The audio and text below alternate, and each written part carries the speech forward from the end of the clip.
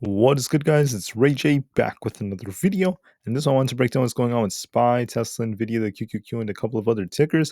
And break down what's going on with the market thus far and what you should be watching for as time progresses. Also, what's happening with the economic data coming out for tomorrow, which is going to cause even more volatility. But before I break anything down all these different tickers, before I talk about what's going on with the markets, let me just mention a couple of things. Firstly, I am not a financial planner, so take nothing I say as financial advice. And also, if you guys can, please check out the Moomoo link, which is down below and in the description. If you sign up for Moomoo and deposit $100 into the account, you are guaranteed up to 5 free stocks. If you deposit $1,000 into the account, you're guaranteed up to 15 free stocks, and this offer ends very soon, so check it out before they run out. Anyways, let's break down what's going on with the market. So, looking at SPY right now, in a very, very interesting day. We saw this thing downtrending as the day went on. It got a last minute push to the upside, but overall it was still looking quite weak. So we're going to be looking at this new trend that could be developing in just the next couple of minutes. But I first want to mention two things that are very, very important. When it comes to economic data for tomorrow, we have some big data coming out. The first set of data is coming out at about 10 o'clock a.m. Eastern Standard Time. We have the ISM manufacturing PMI coming out, the JOLTS job openings, not to mention the JOLTS job quits, all coming out. We also have the FOMC minutes coming out at 2 o'clock p.m. Eastern Standard Time. So watch for volatility because of that. Now, the reaction at 10 o'clock a.m. could be very nuanced depending on the jobs numbers, so watch that very carefully. We want the openings to be between 8.75 to 8.8 million. Somewhere within that range would be completely healthy. If it's far too low, this could cause the market to actually kind of like slow down and kind of starts to become fearful about economic contraction. If it's way too high, this could also be a little bit nuanced because, the market could also be kind of worried about more changes from the Fed and things like that. So we'll be watching this very carefully. You generally want this to be close to expectations, and so far it's been very close. Now, besides that, at 10 o'clock a.m., watch for volatility with the jobs numbers. And then after that, don't forget that going back, we have the FOMC minutes at 2 p.m. So the reason why this is important is because this is going to give us more information about what's going on with the FOMC meeting. This is going to be a report coming out on paper, and this paper report will give us more insights on the different ideas of the Fed, what they're thinking, their different moves, and things like that. So we're going to get more insights from different Fed officials' perspectives on the rate hikes and such. So watch for a very, very big move at 2 o'clock p.m. We'll see if this causes the market to bounce and squeeze shorts, or if the market's going to come sinking right down. So watch this very, very carefully. And now for the other people out there, I just want to mention that we had some very, very strong December deliveries from many Chinese tickers. XPeng did well, Li Auto crushed it, and so did NEO. And you can even see it right here. NEO did over 18,000 deliveries above expectations.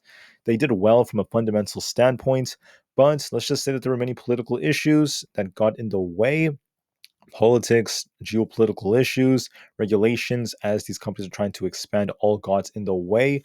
And let's just say that that is why they ended up seeing a big sell-off for many Chinese tickers. We saw Alibaba sell off. We saw this also affects Tesla to some extent, as Tesla was red.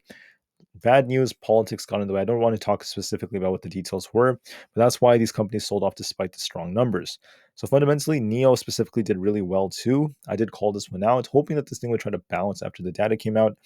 They did very well. The data should have caused this thing to run, but unfortunately, politics and bad news got in the way, and there's nothing I could have really done about that. So it is what it is, guys. But now let's just focus on the charts and other things like that. So what's going on with SPY? In my opinion, SPY is actually trying to balance right over here just a little bit. We might see this thing attempt to push us a tiny bit higher, especially because we formed a nice divergence right over here, a bullish one. We may see an attempt to get back to this imbalance just a little bit higher before it comes back down. We're going to be watching this test right over here at this yellow trend line. So we're going to be watching to see if SPY fails and this thing ends up just turning. If this thing pushes like this, we could go a little higher, then reject back down, just continue to sink back down to these lower levels. That is very probable for SPY to do a little pop tomorrow, then a drop. I find that to be very, very probable looking at the current trend. But if we end up breaking this yellow trend line of resistance, we could go a little higher, try to fill this gap up here at 475, and then make our way back down all over again, just like this. This could be like another possibility. It depends on how we end up reacting towards this resistance as we're starting to see some buyers defend. So what do I think is going to happen tomorrow? I think that when we open, the market might attempt to go a little bit higher. We could see a 473 retest. It's not that much higher, guys, just a little bit higher, one more point, and we might see a rejection after that. We might see the market just continue to downtrend because I want to note two things about SPY. So we have this daily charts. Let me go to the daily, not the weekly. Sorry about that, guys. The weekly is losing some momentum, by the way, but going on to the daily, I think it's very important to look at this. On the daily, we're actually losing momentum, turning more bearish. There is a gap, so I anticipate that we're going to come down to the 20 EMA most likely, right? 468. But we might not go straight down. It might push a little bit, depending on if we could break this 473.8 area. Do we end up pushing to fill the gap or not? We'll just have to see if we kind of like push to fill the gap and then drop, or we push to 473 and then we drop. It's got to be one of those two. I'm anticipating a little push that's coming, a small one, and then we might see this thing just reject, come back down eventually to fill this gap. So pop and drop is what I'm anticipating. Whether we pop to fill the gap or not, or we just fail, we come short of the gap and we just drop, that's going to likely be the case for tomorrow, and I anticipate that, and I think that's very probable. So it kind of aligns with our daily chart and also our 4-hour, as the 4-hour is looking a little bit more bearish. I took a trend line, a yellow trend line right here. This is going to be our resistance to be watching for. I still favor the downside. I think this thing is going to be coming back down. If you just look at the current market structure, favors the bears a bit more. So we might get a back test of the yellow trend line and make our way back down. So watch this 473.8 to 474 area. If we break a little bit above this, we could try to fill our gap in the 475s and then reject. But watch those levels as resistance. If we go a little higher, don't forget to watch 473 as well. For support, watch 472, 471.6, 471, then we have 470. If we lose 470, then 468 is going to be our next support. What do I think is most likely going to happen, though? As we have this nice looking change in market structure, look for a little pop and drop and rejection off this yellow looking trend line. So it's going to be very, very key for us. Watch that very carefully, and we'll see if we get a little pop and drop from here. So that's going to be key. Make sure you watch these levels carefully and see if we get this rejection, and also watch and see if this rejection that comes ends up leading to the move to the downside. All right, so watch that as resistance. We're either going to reject off this trend line, push a little bit, then reject, or we might push a little higher and then get that rejection. So watch that very carefully, by the way. For the QQQ, I'm seeing something very similar developing. If you look at the QQQ, we had that rising wedge. We got a breakout. So I'm just going to delete this since I went over this like 10 times already. I'm going to delete this rising wedge. I'm just going to draw out our next level resistance to be watching for very, very carefully. For now, we can actually draw a trend line like this. This is where our next resistance is going to be. This dropped really hard thanks to Aapl. So it dropped really hard, really fast. Wouldn't be surprised if this thing tries to rebound just a little bit. We could get a backtest of this 404 zone to retest this yellow trend line. I wouldn't be surprised if it attempts to do so. If it breaks that, we could get close to 406 and then bounce. 406 and then reject, excuse me. So just to visualize what this could look like, we might see a move like this where we try to get back to this trend line, we just fail, then go back down lower by Friday, just like this. That is the first possibility. We could even see this thing actually try to break this trend. If it breaks the yellow trend line, guys, expect at least 406 or so to be back tested.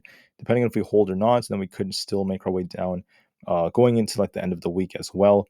That is still like another real possibility. So I'm still seeing like a little pop and drop like move. Not sure if we break the yellow trend line yet or not. Might pop, backtest, and reject.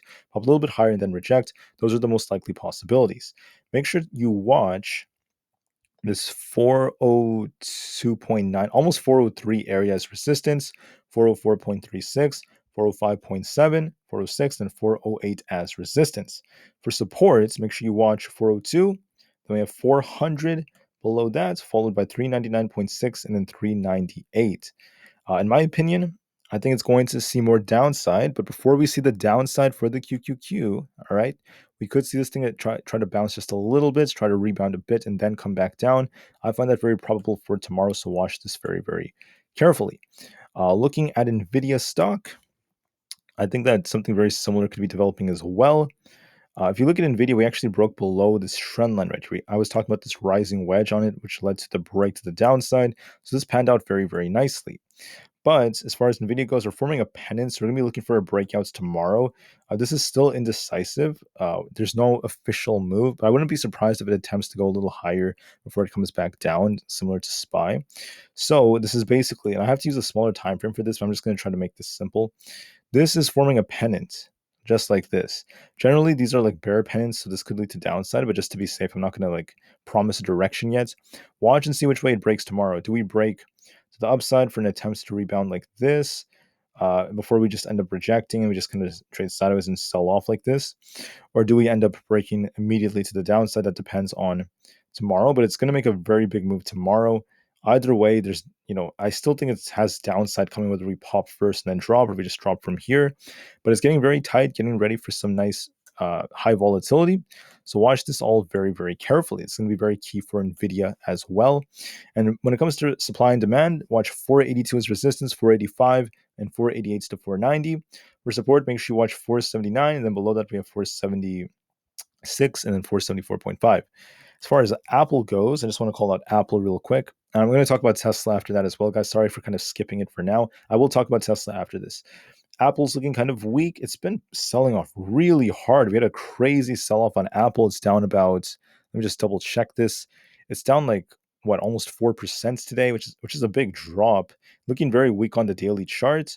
I think Apple's going to try to back test, get very close to like 186 to 188. I think it's going to try to come back up here, and that's going to ultimately reject and come back down. I find that to be very probable. Watch support 185, 184.25, and 183. And below that, we have 182.5. And for resistance, watch 186.5, 188, and then 189 and 190. So I think Apple's going to try to come back just a little bit, make a little comeback like this, but it might not last, right? It might not last like this. Might attempt to come back and just eventually break back down. But I think that's very probable for Apple to move just like that. Just like how it tried to break out here. It tried to break out and ended up failing after like 2 days, coming back down. So we could be looking for another bearish development, whether it like forms a head and shoulders or something like that. We'll be watching this very carefully at this resistance. So I think it's going to try to attempt to get back up, but it might end up failing ultimately. So watch that very carefully going into tomorrow. A little rebound in the morning, and we'll see if this move fails for more downside or not. So watch that very carefully. What about Tesla? How is Tesla looking in my opinion? Tesla's actually very different from the market because it's very sideways. It's very stuck in this range. It's been stuck between supply and demand. Let me show you two important EMAs to watch for. I would go on the 4-hour time frame, and what I'm going to do is I'm going to keep these EMAs very carefully. We have the 200 EMA acting as support on Tesla. You guys can see it right here. This red line. This is around 244. We have our, I think it's going to be the 20 EMA is going to be the next support since this is trending downwards. Sorry, not support, resistance. The green line you see is going to become our resistance. I know it's intersecting with the yellow one. That's our 50 EMA. This green one you see, this green line is our 20 EMA. That's going to be resistance for Tesla. I think it's going to be approaching by tomorrow, get very close to 250. So 250 is going to be resistance for Tesla. 244 is going to be support. Tesla's going to likely go back and forth and back and forth. And until we close above or below one of those levels, that's going to determine the direction. That's the way I see Tesla.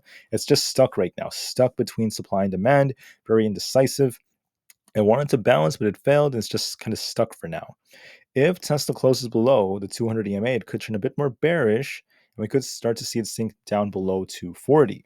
If it manages to close above 250, there's going to be potential for it to start to break out, start pushing up again. Right now, I wish I could just, tell you magically which way it's going to go, but it's stuck at least for like the super short term. Remember, guys, I'm making very short term predictions. For the super short term, it's kind of stuck, so we'll just have to see.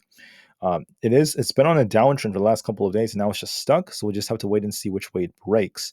So once again, watch and see if we could close above 250 to turn bullish, or do we close below 244 to turn bearish? Right now, Tesla's sideways and kind of stuck, very indecisive. It's been stuck during the pre-market. I'm sorry, not the pre-market, the after hours from Friday going into today. Even during the after hours now, it's still stuck. It's just very sideways, so we'll just have to wait and see what Tesla does. But that's going to be very big. We'll see which way it breaks. And that's it for like my trading view tickers. Now I just want to go over a couple more tickers really quickly, just to give you guys more insights. So Rivian is also very similar to Tesla. This thing was just demolished today, down 10% after bad news that came out. There's no true sign of this truly trying to bounce yet, so I wouldn't turn too bullish yet. I would say that it looks like it might test a 200 EMA at 20.36. Let's see if it holds this. If it breaks below this, it's going to hit 20. Then we have 18 coming next. So watch and see how it reacts to that. If it bounces off of this, it's going to make its way back up to 22. Not 22, sorry, 21.65. And then we have 22 above that. So 21.65 will be next if we manage to hold above this 200 EMA. If we fail to do so, it's going to be sinking much lower. So watch for that test very carefully tomorrow. That's going to be key for Rivian. For SoFi, obviously, as the market sold off, this sold off with it. Not looking the strongest afterwards. It's actually selling off harder. So be very careful with SoFi just lost the 50 EMA. I think this support right here, 9.23, is going to be key. I think it's going to test that. So watch for a little bit more downside, and buyers just try to defend around 9.23 to 9 around there, and might just see some attempts to bounce basically. For the IWM, it's trading sideways around the 50 EMA. That's around this is around 199.7, kind of stuck right now. If we lose this, we have a gap to fill down to 197. We might see the IWM fill that gap as we have a head and shoulders and a big rejection here. So it does favor the bears a bit more. It might bounce a little bit, then come back down. I think that 197 is a real possibility. On top of that, for Microsoft, we're down 1.37%. This is not looking that great. I was talking about downside coming to it just a few days ago. I was saying this thing is going to likely drop, and there's your drop, guys. We got this drop finally. In my opinion, I think that this might rebound a little bit more, back test 372 or so, maybe a little higher. Then it's going to eventually come back down towards our 200 EMA around 366 to 368, and we'll have to see if this holds. If we hold this, it's going to kind of range trade a bit and maybe bounce. If it breaks 366, this red line down here, the 200 EMA, if it loses that, it's going to turn bearish. We're going to be looking for a bigger drop. So watch that carefully. It was very stationary in the past. It's still stuck between a bigger range now, but we'll be watching that very carefully. For AMD, looking bearish, guys. It's going to likely kind of like rebound towards 141, and it might reject and just continue to drop, but it is favoring the bears, looking more bearish. I think ultimately 135 is coming. So what I think is going to happen is it's going to rebound a little bit, 141, reject off that, and come down to 135 later on. A pop and drop is what I'm anticipating for AMD. I think that's very probable. For Netflix, if you guys want to go over Netflix, looking kind of weak. We hit 463-ish. We came just a little bit under that. It's trying to hold above the 4-hour 200 EMA. With this wick right here, it's going to try to rebound towards maybe 473, then reject. So it might pop a little bit tomorrow, then reject, and we'll be watching to see if we close below 463 this week. If we do get a close below that, it's going to turn more bearish, so watch that carefully. The VIX is showing life now. It's trying to push. It's starting to show some life. The daily is also starting to turn a little bit. It kind of popped and dropped. Let's see if this thing could try to push more, because we have a gap to fill right now, but there's no confirmation of this breaking down yet. The VIX might make an attempt to bounce. It's starting to look bullish, at least from daily technicals. It's starting to uptrend a little bit. And if we finally see volatility go up, this will be really good for lots of people holding leaps who are trying to short the market, at least on different ends. The dollar is looking bullish. This is a bearish signal for the markets. If the dollar starts breaking out towards 103, this would slow the market down. We look bullish on the dollar. Could we see a temporary drop as the market tries to rebound? Yes, but it could bounce and start pushing back up towards 103. This favors the downside. Coinbase is looking weak right now. We're holding the daily 20 EMA, excuse me. If we lose that, 144 is coming next. So watch that carefully. We've got to hold 155.94. The question is, do we rebound a little bit first, back test 160, and then reject and start dropping, or do we break it immediately? It looks bearish overall. It favors the bears, but we'll see how it reacts to the 20 EMA at 155.94. That's going to be a key support. We'll watch that very carefully. For Google, I would say that this is looking very indecisive but kind of bearish right now. I think it's going to be retracing towards 136. Could it rebound towards the 140.59 area? Yes.